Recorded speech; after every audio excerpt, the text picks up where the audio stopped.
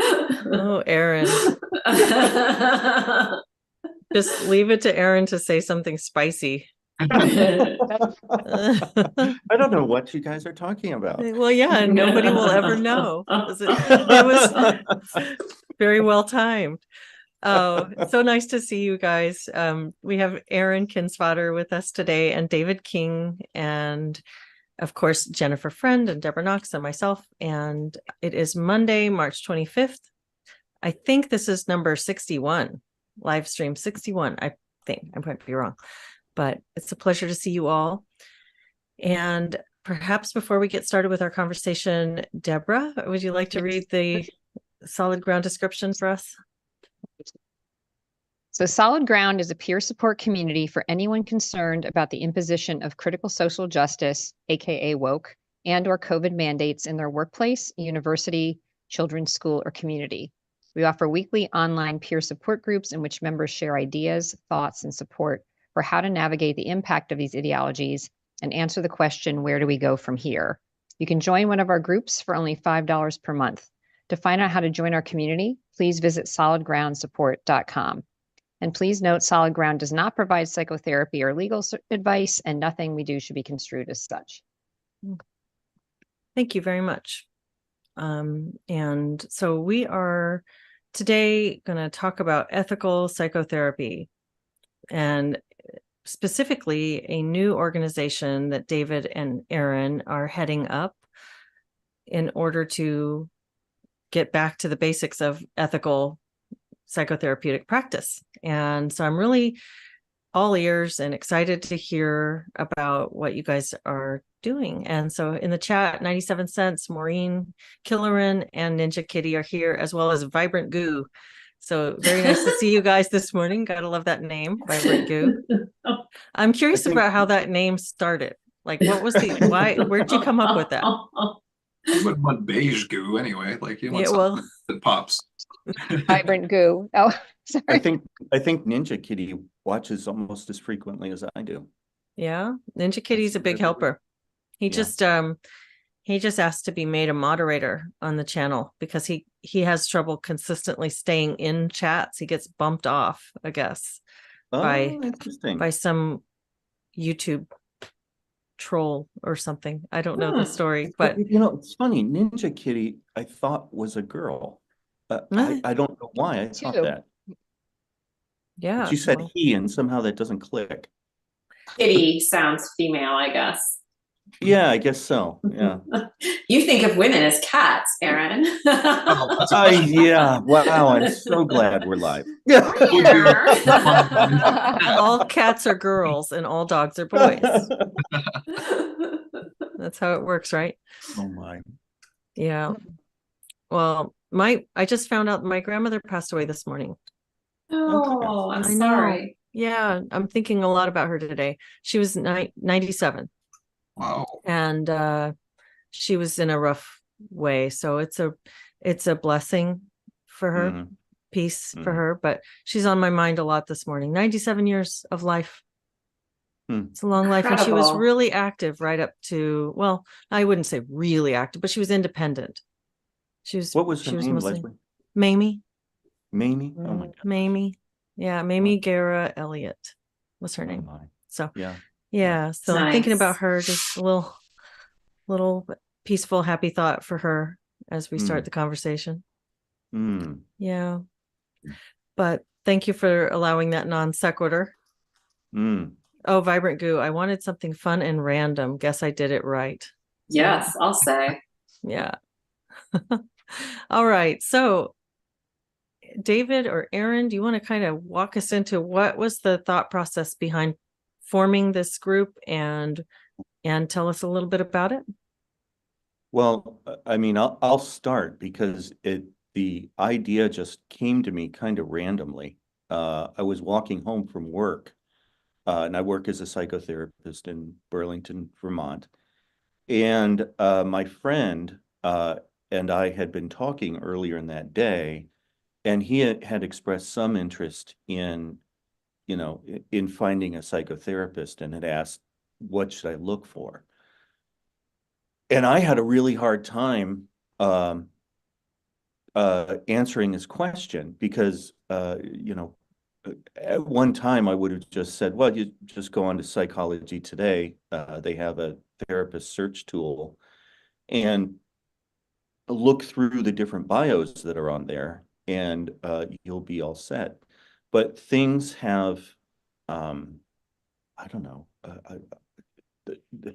the field of psychotherapy has eroded to such a significant degree that I find myself feeling mistrustful of any recommendations that I make for someone that I don't know personally. And of course, I just know a handful of psychotherapists who are full and wouldn't be an option for this person. But I found myself feeling very distrustful of the field. And so I just ended up, you know, kind of trying to talk to this guy, saying, well, avoid anyone, you know, who sounds like they want to change society rather than you. And here's some, some markers to look for that you might be careful about. But you know, he doesn't understand what's going on in the field, and it was really difficult to explain it to him. And I realized that, you know, while a person who is very into social justice, for example, could probably find a psychotherapist who had their belief system without too much trouble. But for people who don't want to have ideology incorporated into their therapy, you know, there's a real risk that they could, you know, run into someone who views it as part of their prerogative to make sure that this person has the right kind of thinking. And that certainly is clear if one does to peruse the curriculum of counselor training programs these days. It would be full of, you know, very,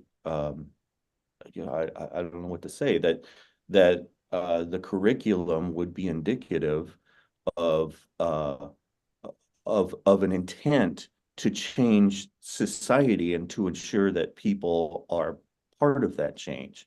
So it occurred to me on the way home, doesn't it make sense? Wouldn't it be a good idea if therapists who are interested on focusing on the individual rather than trying to make individuals match, you know, sort of a utopian vision for society, wouldn't it be interesting if those therapists could distinguish themselves from, you know, therapists whose intent is to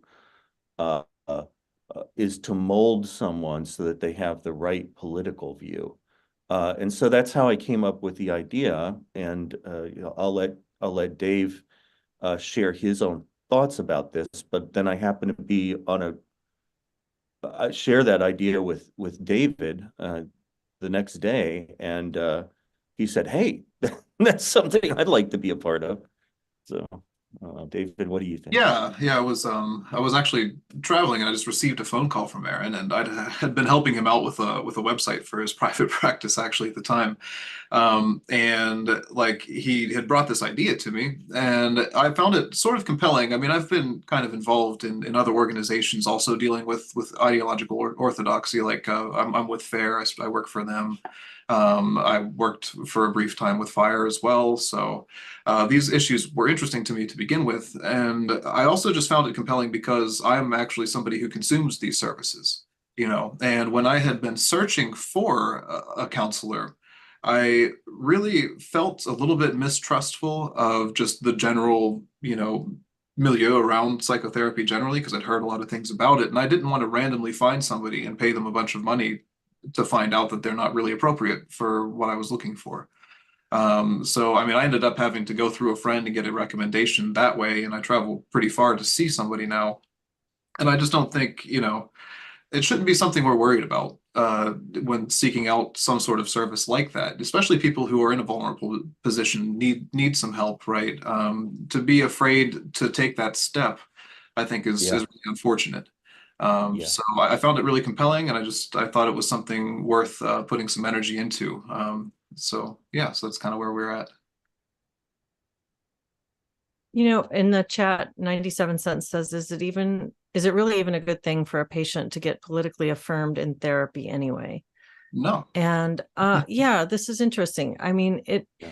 it is an interesting question, and I'm curious what you guys think about this, because there is an element of a reality check that's part of the conversation. And so on the one side, you've got the political activists who are trying to reshape how people behave. But on the other side, I'm sure that you've probably had the experience of having someone come to you and say, oh my God, I'm so glad I can just talk about this openly, because I feel like I can't talk about this anywhere else. And at least you can hear based on my experiences. And so that's kind of on some level a political affirmation.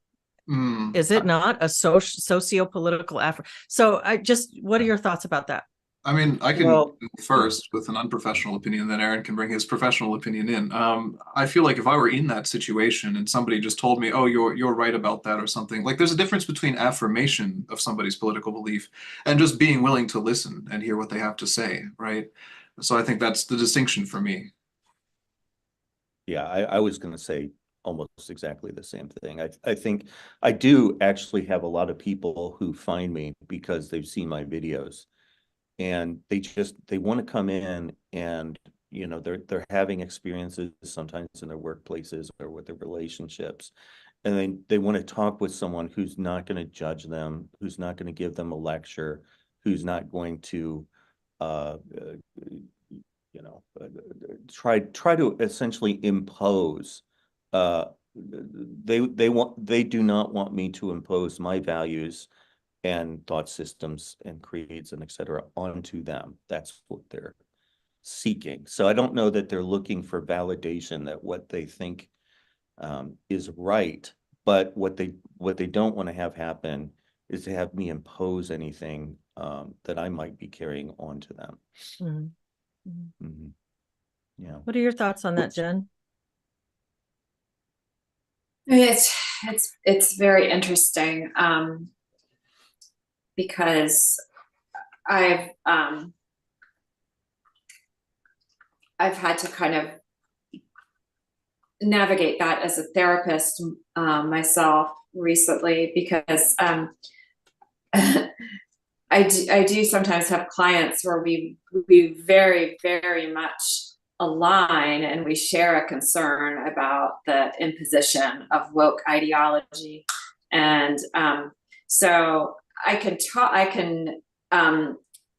talk about that with my client, but I'm so enthusiastic about it that I have to make sure that I'm focusing on why this is upsetting to my client in particular, and what their concerns are, and make sure that I'm helping them to explore and understand that, and not get too overly enthusiastic and caught up in my own opinion. So that's been interesting, navigating that, because I think it's really about, what Aaron was saying. You're helping that person to explore things, understand themselves, cope with things, not trying to impose your views.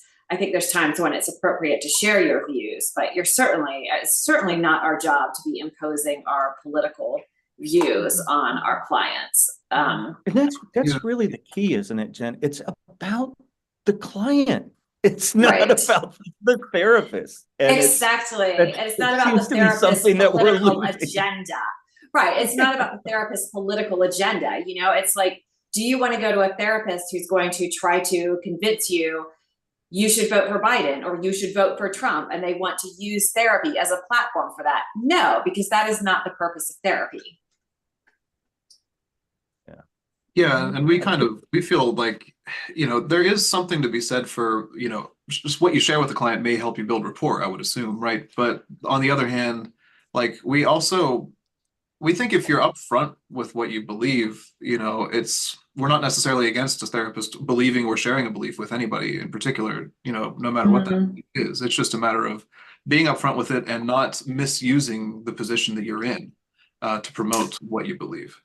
Right. And you don't want to have, as people have had, a case of a client who, has maybe suffered some trauma in their life, and they come to a therapist to deal with their trauma. And this is 100% outside of any political ideology. They have a trauma. Maybe they were raped. Maybe they were robbed, whatever the case is. And then the therapist informs them, well, but you're white and you have to some extent been protected by your white privilege, and your trauma would be much worse if you were also a minority. And so you need to explore your privilege, and wants to use therapy as a means for indoctrinating their client in that way. Further, I think, traumatizing the person. And things like that have been happening because we've got therapists that are being trained that their job is to be a social activist, because what they need to do is to change society, because it's really society and all the systemic injustices and iniquities that are to blame for people's individual struggles and misery, which I don't think is true. I think it's the human condition. We all struggle. Mm-hmm. Well, I might have been thinking, even if there are societal things, it just shouldn't feel like it's the purview. It should be, I don't know, someone that's political, taking political action in the political domain. And so it's just really this bleeding of the political into everything. And then people thinking like that's their lane and not, if you want to go do your protest and your march on your weekend or something, right? But then clean out the space when you go into doing your therapy practice. Right. And it's just part of the problem. Like these systemic issues are so emergent and so important that we must devote every single aspect of society to them. It's sort of the mindset that I see. And actually that's a mindset. I spent a lot of time in the People's Republic of China, and that was a mindset they often promoted through their propaganda too. And it's like, well, maybe some things aren't actually everybody's job all the time, and that we do need to divide these things. Plus, isn't that a cognitive distortion anyway, right? So one of the issues that has come up from time to time, as we've been discussing the Society for Ethical Practice in Psychotherapy, is people have said, well, what about pastoral counseling and so forth? And the distinction, I have no problem with that, but there's the distinction I make is the fact that a counselor might have a religious approach to a counseling, is it to serve the client or is it to serve the ideology? And I think so-called social justice and so forth, they try to go out of their way with sort of some tortured logic to try to suggest that adopting sort of a social justice worldview will actually help a client be happier. But it's very clear to me that the distinction between, say, religious-oriented counseling, where a person might have a strong relationship with their faith and they want to bring their faith to bear on the issue that they're struggling with, might want to see a religious-oriented counselor. So the goal of social justice, though, the social justice ideology, is to serve itself. And so I make a distinction there that's pretty clear to me. Like, the ideology wants to grow, and people who buy into it want it to grow. And I think with religious-oriented therapy, A, people know what they're getting, and B, it's to work with a faith that the person already has. I think this is a really good point. Therapy Absolutely. is so clearly an attempt to indoctrinate people into that. That's right. Absolutely. Yeah, I have no objection to pastoral counseling, Christian counseling. If someone wants to go to a Christian counselor, like you said, Aaron, they know I am opting to go see a Christian counselor. And I'm doing so, I assume, because I want to be able to look at my problems through both a psychological lens and a Christian lens. And that helps me to understand things better, and to have the Christian approach. So yeah, this is something it's totally that different. I, since I started talking about my concerns around the way counseling students were being taught at the university that I was attending, one of the most common criticisms I've received is that it's a very social justice oriented institution. And if I didn't want that kind of education, I should have gone somewhere else. And I had a couple of responses to that. One is, from other counseling students that I've spoken with and other professors around the world, actually across the United States and the UK, this is common. It's not just this one institution. So it's more common than just this institution. But secondly, these counselors don't come out of this program and call themselves a social justice counselor. There's not like a LMHCSJ. It's not like that. They're just out there at large, and you're not aware that they're informed by this. So this becomes a part of the profession as a whole. And it's just, this is the way that new people are being taught. So it changes the entire profession. It's not unlike a pastoral counselor, Christian counselor, who proudly puts that on their, on their sign or on their website. This is very insidious. Yeah, well, and I also question whether that, even if people were required to identify themselves as such, I just don't think that politics is within the telos of therapy. That it's just some things are not meant to go together, and politics have no place in therapy. Well, if I could just sort of give the devil his due, I think that they believe this worldview in almost a, it's very thorough. It's like you mentioned the Christian counselor who, are they serving their ideology first, or are they serving their client first? Well, they're serving God first. If they're a Christian, that's probably what they would say. They put God first. And so anything that they do is informed by that. And similar with the social justice, it's such a totalizing ideology that it is the lens through which you see all. You see things in terms of this oppression and power dynamic, and systemic issues become the very lens through which you look. So I don't think that they would, I think that if we call it political because that's how it looks to us. But I think if you're looking at it from their perspective, they probably don't see themselves as political actors. They see themselves as through and through oriented in terms of their activism. Yeah, they probably think it's healing, but it's healing the whole society or something like that. And the approach to heal the society is to fix the individual mind, and then we'll heal the society, and then that'll heal the individual. Something maybe like that. I don't know. I'm just sort of trying to steel man it a little bit. Well, what seems to be missing is a set of adult voices who would say, no.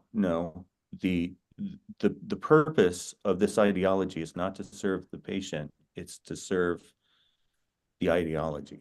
And I mean, I guess maybe you could make that distinction. I mean, I'm sure that there are counselors out there who put God before their patients. I haven't met those people, but I do think that it's very clear that it's very clear to me that pastoral counseling is an attempt to bring forth a patient's faith to bear on the difficulty that they're experiencing.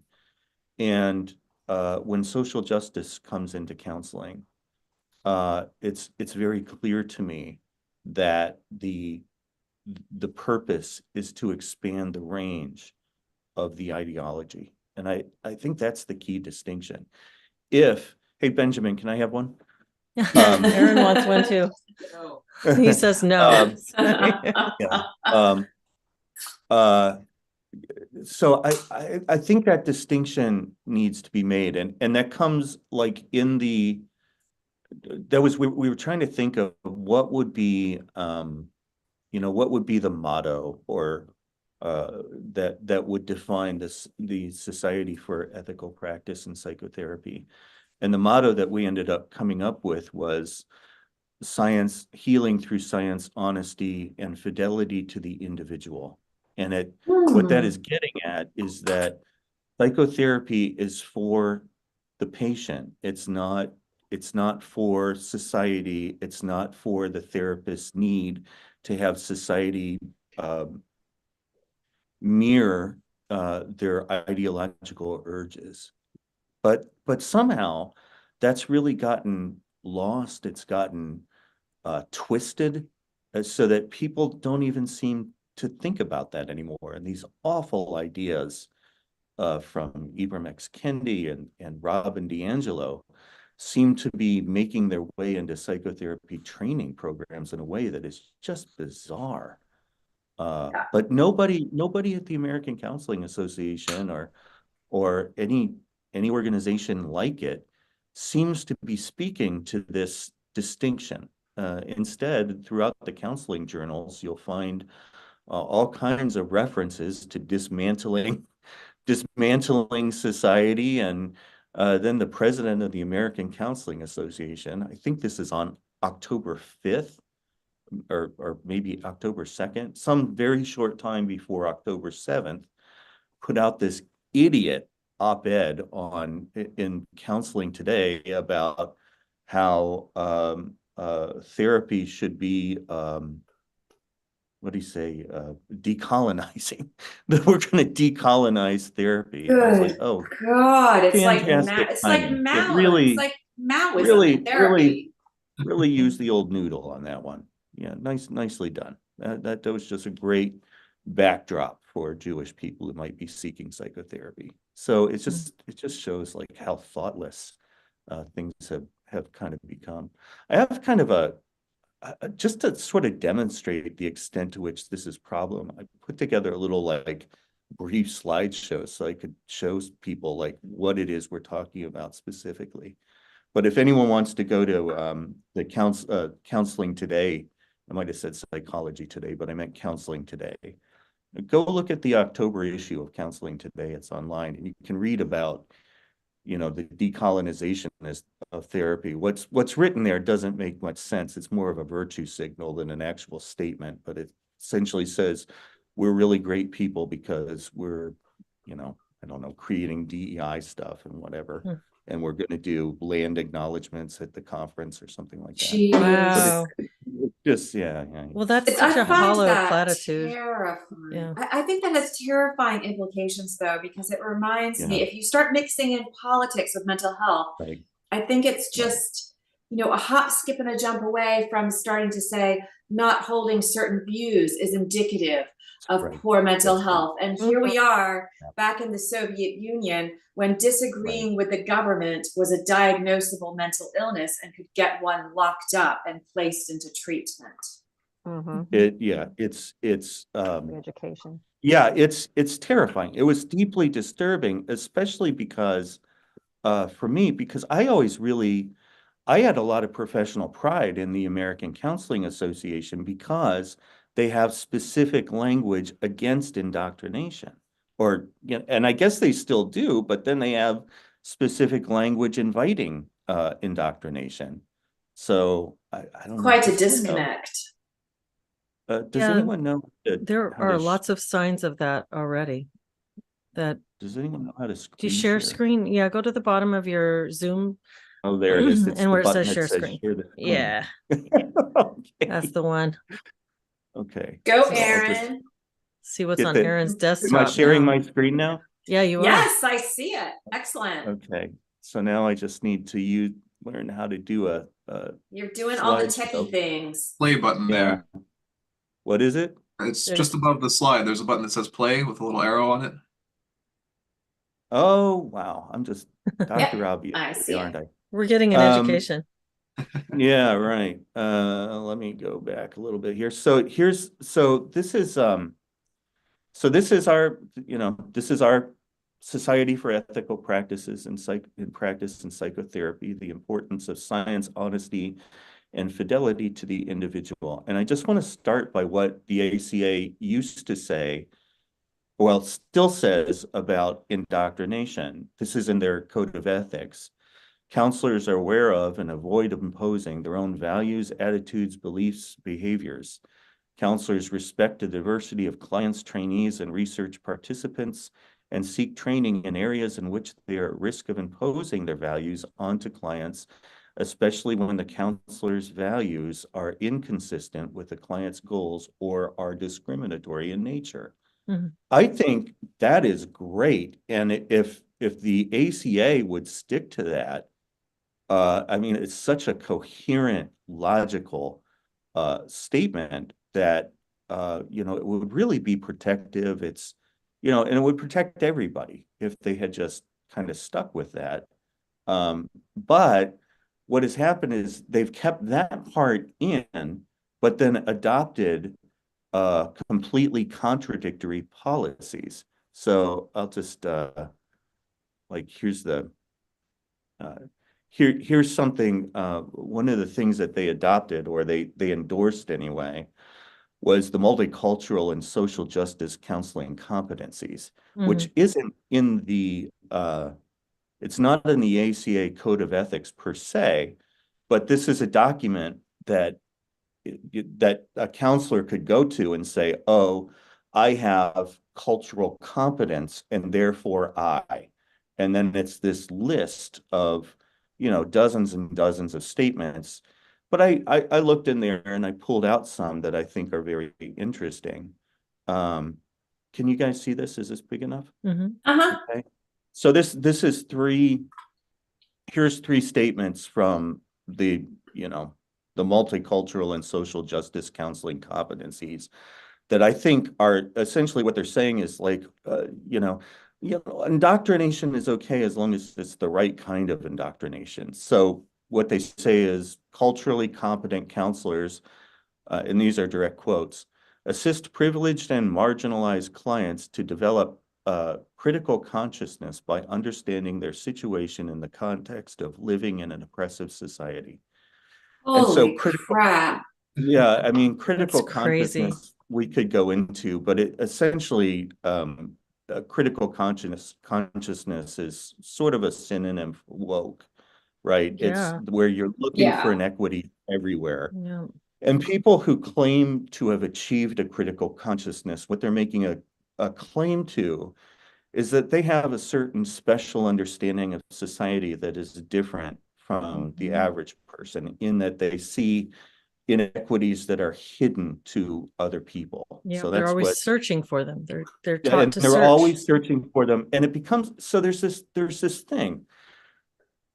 It's the switch that comes with critical consciousness is that people switch from critical thinking, in which you look at a situation and you try to bring the lens of rationality so that you can see the situation clearly, right? So that you can see all aspects of the situation. There's a switch from critical thinking to critical believing. And critical believing is almost the opposite of critical thinking. With critical believing, what you do is you take a preconceived notion and then you engage in a kind of logical origami. You keep rationalizing and rationalizing and rationalizing until reality fits into your preconceived notion. So there's kind of this switch from critical thinking to critical believing. And that's what I always thought of critical consciousness, that when someone claimed to have that, they, I'd say, okay, they've achieved a level of belief where they can look at society and can now engage in a number of cognitive maneuvers where society fits into their preconceived notions. So another gem from this is assist, and you guys will love this, talking about indoctrinating the patient. They're just not trying to indoctrinate the patient, they're trying to indoctrinate everyone in a patient's lives.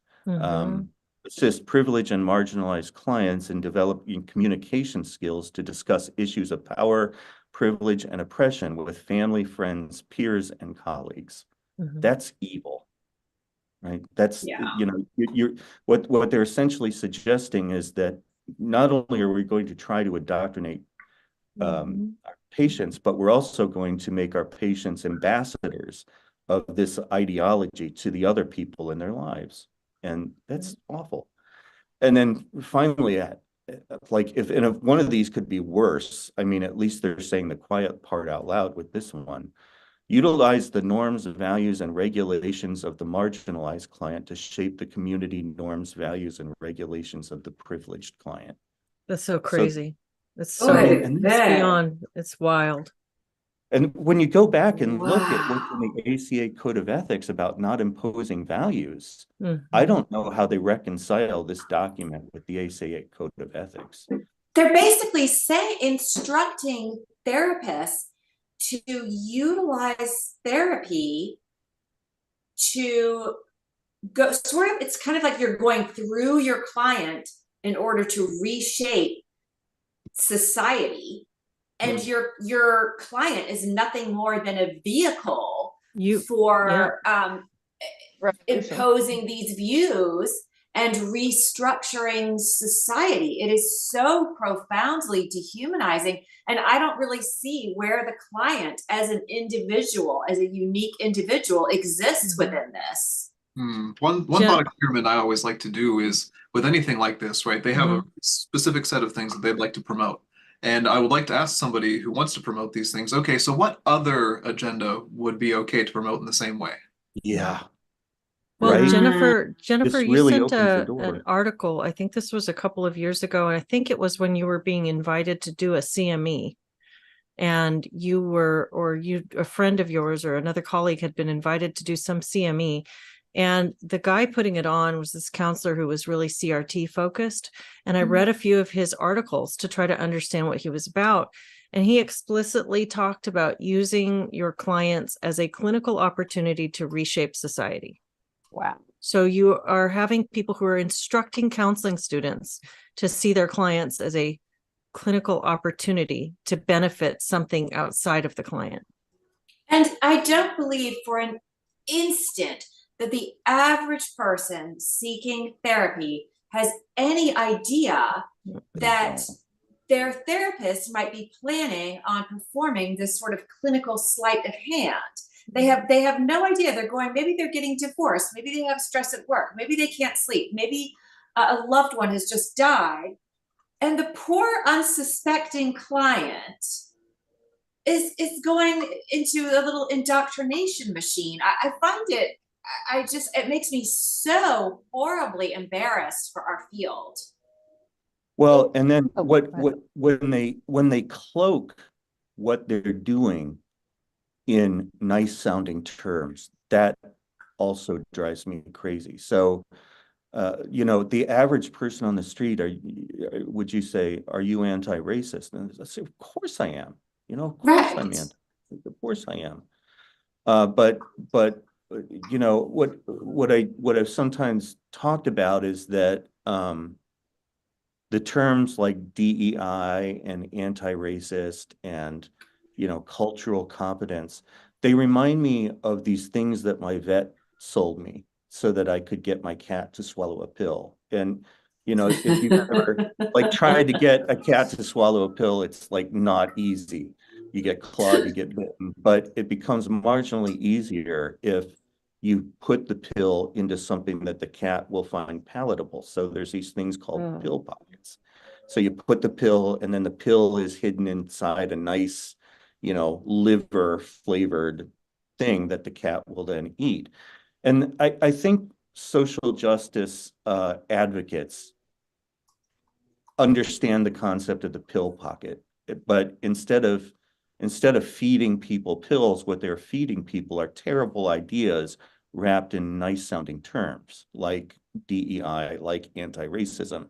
So let's just look at what you guys are talking about. Jen said, I can't believe that they're doing this to unsuspecting people. And Leslie was saying, gosh, there are people who actually, intentionally come out and say, let's use our therapy patients to change society. Well, there happens to be someone who wrote about how you would do this. This is from an article called How to Talk to Your White Clients About Race. And I'll read the bottom paragraph first. The first in-session step of this model is also likely one of the most difficult for the anti-racist white therapist. In order to maintain our therapeutic stance and to preserve the working relationship, our first task when addressing racism in therapy, and I have to be clear, this will be clear to anyone who reads this article, which is available online, anyone can go look at this, is that when he says racist, he means anyone who does not subscribe to the anti-racist philosophy. He doesn't mean someone who dislikes people of color. Okay. So he's using racism in a very interesting way here. when addressing racism, like colorblindness, for example, it would be racism to this guy, is to simply listen to the client's story and create a safe holding space where honest feelings can be explored. Although racist worldviews, that being any worldview that's not anti-racist, are very difficult to hear without immediately pushing back against, this step is essential to protect the therapeutic alliance and to keep clients engaged before working to increase their racial consciousness, which is essentially critical consciousness. So this guy's saying, do not be upfront about your views initially, or you might lose the opportunity to indoctrinate the client. You have to come across as caring, genuine, as listening. And inside you might be saying, oh, I want to pounce on this. I want to challenge this person. And this guy's saying, no, don't do that. Wait, form the therapeutic alliance. Wait until the client is dependent on the relationship, and then you can get them. That's what this is saying. That's grooming. That's grooming. That's like a This, pedophile. I don't know how you could is, call this anything other than grooming. Yeah, it's sort of political grooming, and what strikes me too, I do view therapy as sort of I mean this, if possible, I mean it in a secular way. It's kind of a sacred space because somebody's coming to you and bearing their soul. They are they're very vulnerable, and to be having this secret political agenda while this person is coming to you in good faith to work on their particular issues, to me is just really shocking. Well, I think, and at the same time, there's something here where this is a perversion of the normal process by which you allow for a rapport to build, and you build trust before you start to challenge someone. You do have to allow for some getting to know someone before you start in with questions or counters.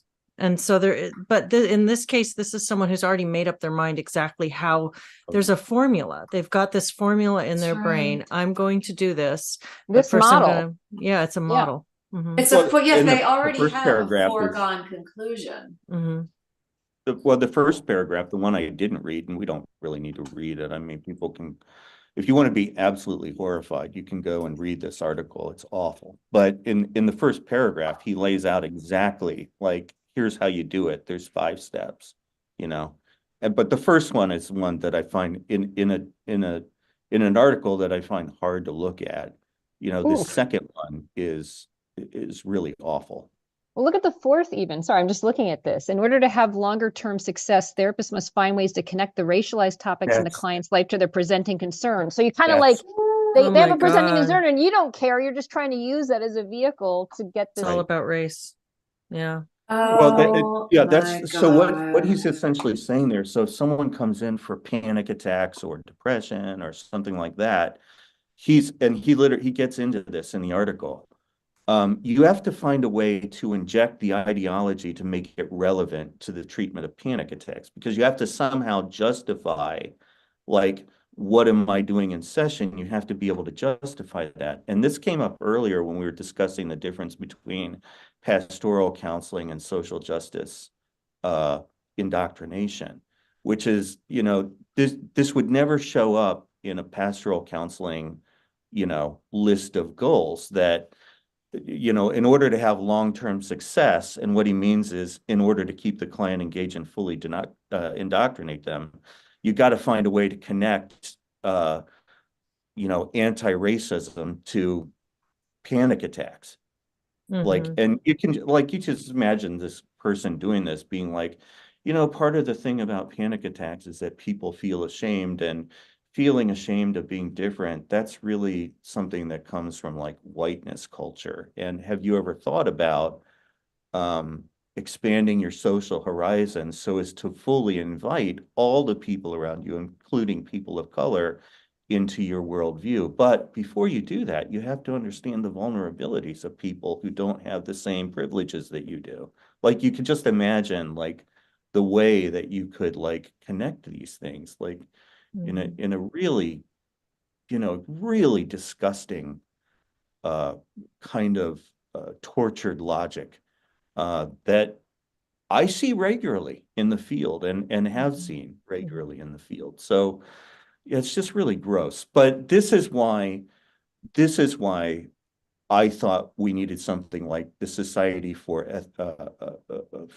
Ethical Practice and Psychotherapy, that we need to be able, we need to give psychotherapy patients and potential psychotherapy patients the ability to distinguish between someone like this person and people who approach therapy without an agenda. And, this isn't necessarily, I don't view this Society for Ethical Practice and Psychotherapy as sort of an anti-woke organization. I would have the same concerns if someone did, for example, want to, I don't know, get someone to vote for a particular political candidate or push Christianity or Judaism or any kind of religion or ideology in the sense. It's just right now, all of this is coming from the left and coming unapologetically from the left. And so, we're at the point where something has to be done, because the larger question that they're not considering is, okay, if it's okay to push this in psychotherapy or education, you've now opened the door. So what in the future might be pushed? So it's just an incredibly bad and short-sighted idea that people are pushing. And so maybe I can talk just for a second about how SEP works, and maybe we can discuss this. So the way that the Society for Ethical Practices and Psychotherapy works is that people sign up for it, and it's free. And when people go to our website, we give them access to electronic icons, and this is an example of one where you can put in the bottom of your email or on your website. I have this both in my email and my website. Member Society for Ethical Practices in Psychotherapy, our website, and then letting them know what we're about: healing through science, honesty, and fidelity to the individual. So, and so people who are therapists can do this. Private people can put this in their stuff. People who are therapy patients can put that onto their website. All people are welcome. So I don't know. It's hard to talk about that stuff, isn't it? When you look at what the ACA is doing and what some of these therapists are out there doing, it's really hard. Oh, it's really upsetting, and it makes me very angry. And I'm so glad that you guys are doing this. This is great. We need this. I don't know if we quite have time to get into it today, but one of the things that we outline on the website is we have there are 6 public commitments that we ask psychotherapists who are going to put this icon under their website or into their email to make. And they're essentially like, you're going to treat everyone with unconditional positive regard and empathy, regardless of how they identify. You're going to think about people as individuals, and you're not going to compare them to people from whom they might differ in terms of race, gender identity, sex, religion, et cetera, et cetera. In other words, you're not going to look at someone and say, you're privileged and you're oppressed. We have something in there about speaking clearly and not using sophistry or kind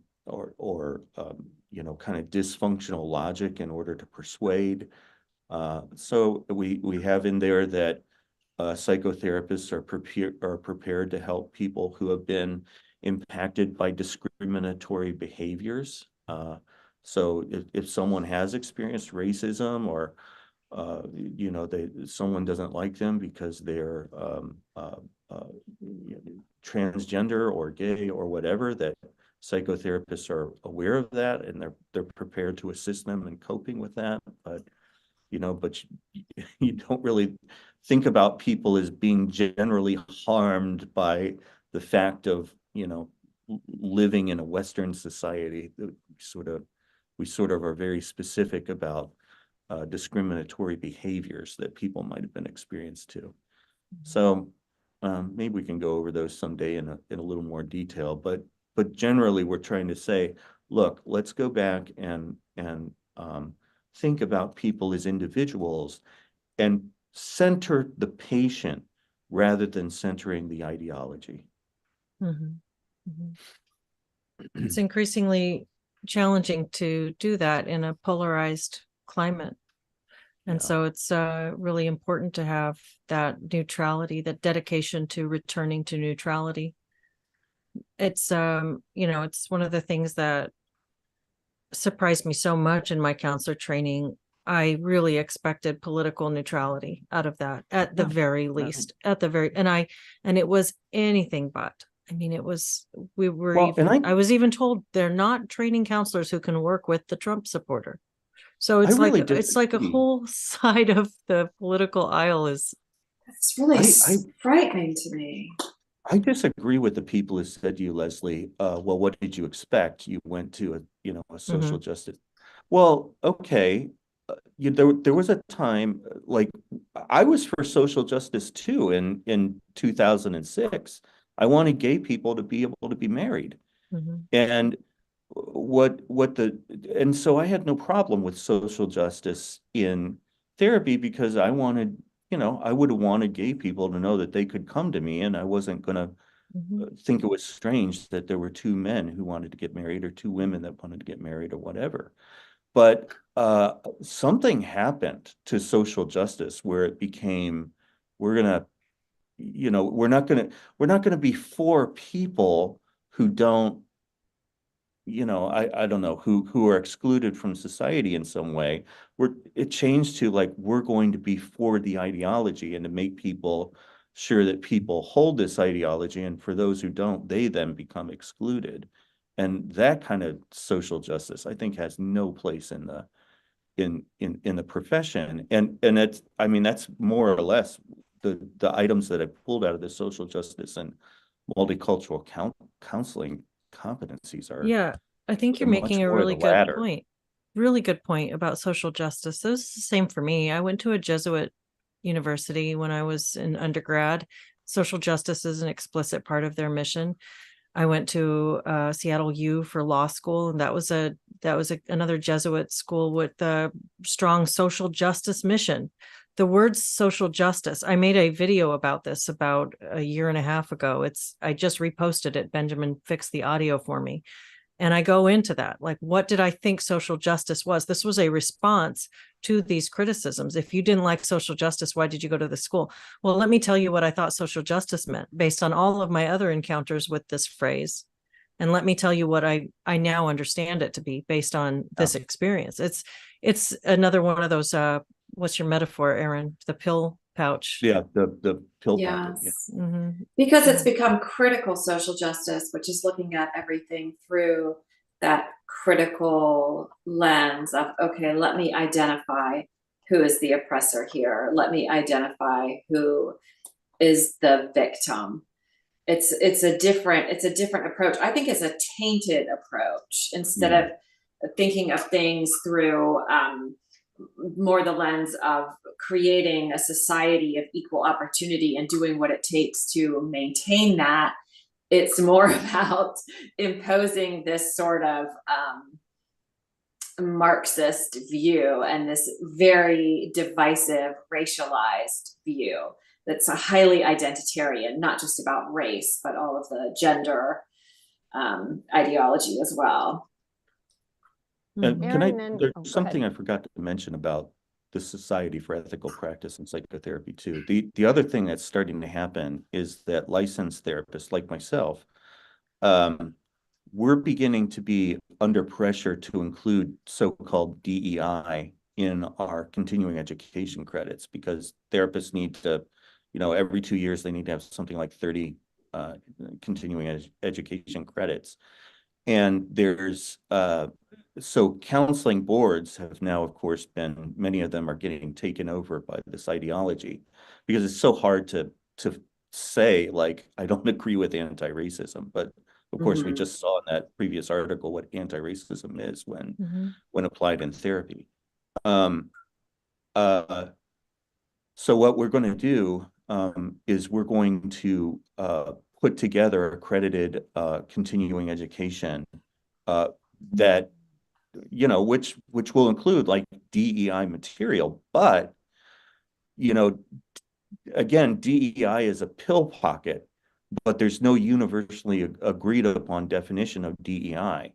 And so one of the things that we can do is we can think about the terms diversity, equity, and inclusion, and we can kind of do a version of DEI that's closer to what, for example, the Foundation for, you know,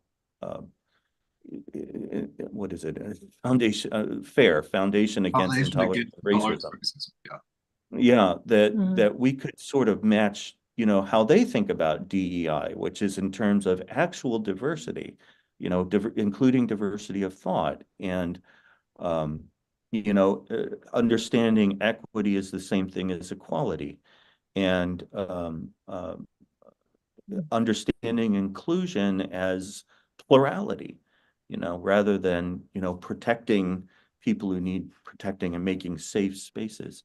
So, you know, nobody owns the right to the terms diversity, equity, and inclusion. And we can provide those kinds of materials so that therapists who want a breath of fresh air and need to get some diversity, equity, and inclusion continuing education credits can come to us and find some quality material that will be designed to help them in their actual therapy practices. I could see how this could be really valuable. And one of the things that when you're describing that, it takes me back to doing training where you have to kind of perform these linguistic somersaults in order to avoid agreeing to things that you don't agree with, but you can massage the language so that you can still be true to your own conscience and your own viewpoint. And Yeah. I think this is really a good move. I think it's necessary. These organizations are needed right now, and it's a great place for people to find each other and discuss what's happening and designate that they're not part of this other social movement that's happening. And I wonder, is there any plan to help people who want to train into this field and want to avoid the sort of mental and emotional devastation that really comes with going through one of these programs right now? I mean, this is when you're asked, you talked about, I think in one of the statements that you read, it talks about bringing a client through the process of opening themselves up before you then use all of their innermost challenges in order to string them back together using social justice frameworks to understand their life. Well, this is the same thing that students are being asked to do when you go into these programs. I mean, you're being asked to use yourself in order to respond to all of the material. All of the counseling education that I was put through was about bringing your whole self in, and all of your papers are about you. It's an analysis. It's like a several years long analysis of the self, and then they're going to help you tie yourself back together using these frameworks. And this is why this was, I know people are going to, whatever you're going to think, it was devastating. I mean, I was sitting on the floor of my closet crying for That's why I long couldn't periods of time, be a and I counselor didn't finish. anymore. I didn't finish that program. I left it at the Yeah, point where it no, became it's good for you. it's so, yeah, but there's so many people now who want to practice, who feel called to practice and help people and want to do this kind of work. And it's great to have organizations for the people who are already out in the field. But what about the people who want to go into this work? What we need universities like the University of Austin that Barry Weiss is setting up to adopt a mental health training program. And then, you know, we're going to have to do some work. We're going to have to provide alternative organizations. One of them, you know, one that people can go to is the International Association of Psychology and Counseling. They have they have made a commitment to sort of leave politics out of things. I hope the Society for Ethical Practice in Psychotherapy can be another, but we've got to begin providing alternatives to the American Counseling Association.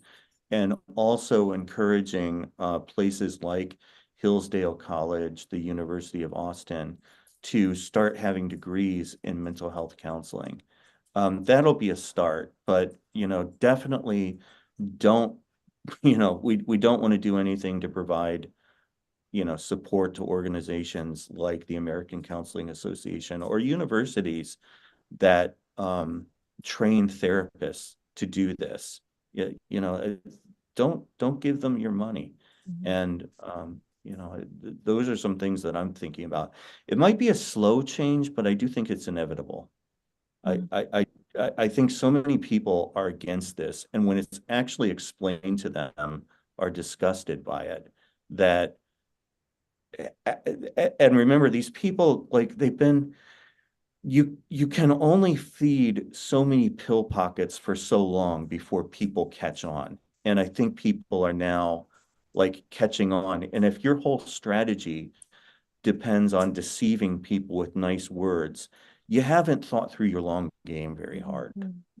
And kind of hit with all of this, it's like that if we just keep fooling people for long enough, then we're gonna, we're gonna be in power, and then we'll do good things. Well, you haven't thought out your long game very well.